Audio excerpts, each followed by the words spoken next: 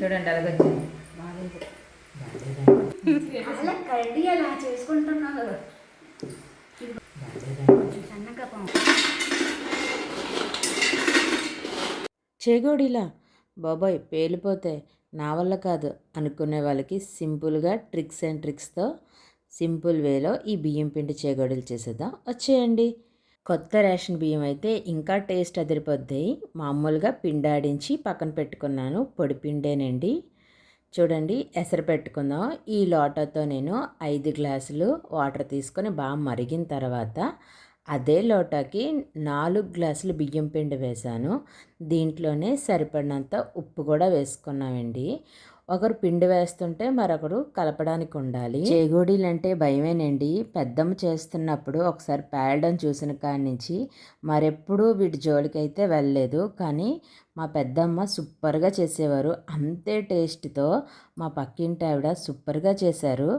Tricks and ట్రిక్తో సింపుల్గా భయపడకు బాగా చేద్దామని చెప్పి మరి ఎంకరేజ్ చేశారు. చూడండి పిండి పొడి పొడిగా బాగా ఉక్కింది కదా. ఇప్పుడు ఒక ప్లేట్లోకి తీసుకొని కారం కొద్ది కొద్దిగా వేసుకుంటూ మొత్తం అంతా పిండికి అంటే విధంగా కలుపుకోవాలి. గరిటెతోనైనా కలుపుకోవచ్చు.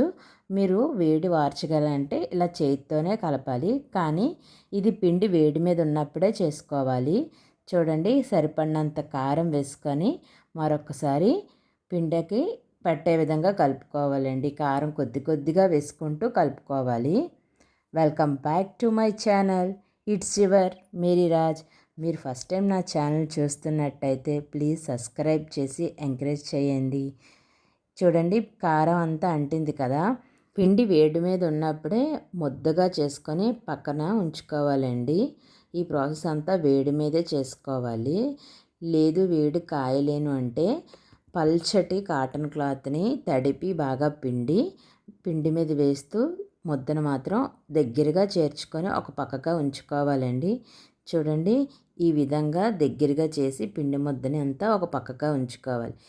పిండి మనం ఎక్కువ మోతాదులో కలుపుకోవడం వల్ల 2 పార్ట్లుగా విభజించి ఇలా కలుపుకొని పక్కన ఉంచామండి. అన్ని రకాల వంటలు చేసేవారికి కూడా ఏదో ఒక వంటకం అమ్మో నా వల్ల కాదు, అది ఎన్నిసార్లు చేసినా ఫెయిల్యూర్ అయిపోతుంది అని అనుకునే వంటకం ఏదో ఒకటే ఉంటుందండి.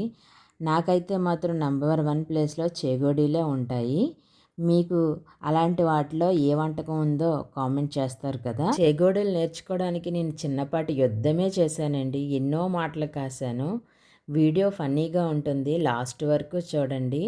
ఈ వీడియో మీకు ఎలా అనిపించిందో తప్పకుండా కామెంట్ చేయండి. చూడండి పిండి మొత్తం చూసారా ఇలా ముద్దగా ఒక దగ్గరగా చేర్చుకున్నాం కదా. ఇది గాలికి ఆరిపోకుండా ఒక తడి క్లాత్ కప్పి పక్కన ఉంచుకుందామండి.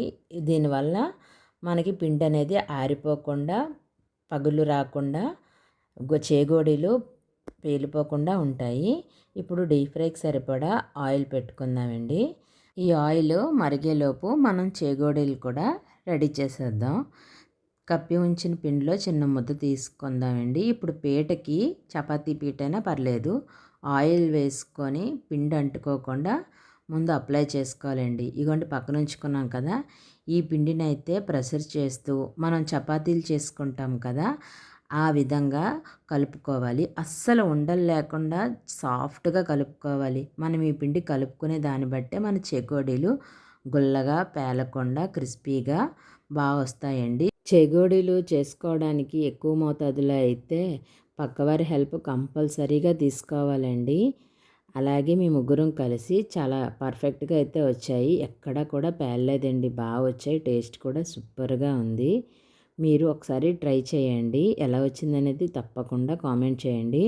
చూడండి మా పార్వతి ఇంకా పిండి కలుపుతూనే ఉన్నారు. అప్పుడే ఈవిడ చేస్తారు. సిలిండ్రికల్ షేప్లో చేసి మాకైతే పిండి ఇచ్చేసారండి. చూడండి ఎంత ఫాస్ట్గా చేస్తున్నారో. ఇలా చేసి మాకు ఎలా చెయ్యాలి అనేది చూపిస్తున్నారు. పైకి డెకరేషన్ కోసమని చూడండి నువ్వులు వేస్తున్నారు. నువ్వులు కూడా చాలా లిమిటెడ్గా అంటిస్తారు చూడండి. వాటికి చాలా సింపుల్గా చాలా ఫాస్ట్గా చాలా బాగా చేశారండి. నేను ఇది నేర్చుకోవడానికి చాలా ఇదే అయింది. మొత్తానికైతే నేర్చుకున్నాను. పార్వతి అయితే ఇంకా స్పీడ్గా నేర్చుకున్నారు. చూడండి ఎంత బాగా చేశారో. కొలత కూడా మిస్ అవ్వకుండా చాలా బాగా చేశారు. చూడండి మీరు కూడా ఒక్క 2 సార్లు ట్రై చేస్తే తప్పకుండా వస్తాయండి. ఇవి చిన్నప్పుడు స్నాక్స్ చాలా బావుంటాయి. ఒక్కసారి మీ ఓల్డ్ మెమోరీస్ కూడా గుర్తుకు తెచ్చుకునేంత విధంగా ఉంటాయండి. అందుకని ఇంత లెంత్ వీడియోగా పర్ఫెక్ట్‌గా ఎలా చేసుకోవాలనేది మీకు చూపిస్తున్నాను. ఇప్పుడు నాకైతే టాస్క్ స్టార్ట్ అయిపోయిందండి. ఆవిడిచ్చేశారు. నేను ట్రై చేస్తున్నాను. చూడండి ఒకసారి. చీర కట్టి పొచ్చినట్టు రూమ్లో పంపించిన చూడండి అలాగొచ్చింది. కొంచెం సన్నగా పాము సక్సెస్ అవుతుంది. నువ్వు పాము దాని బాగా పాము నీకు ఎందుకు రాదు నేను చూస్తాను.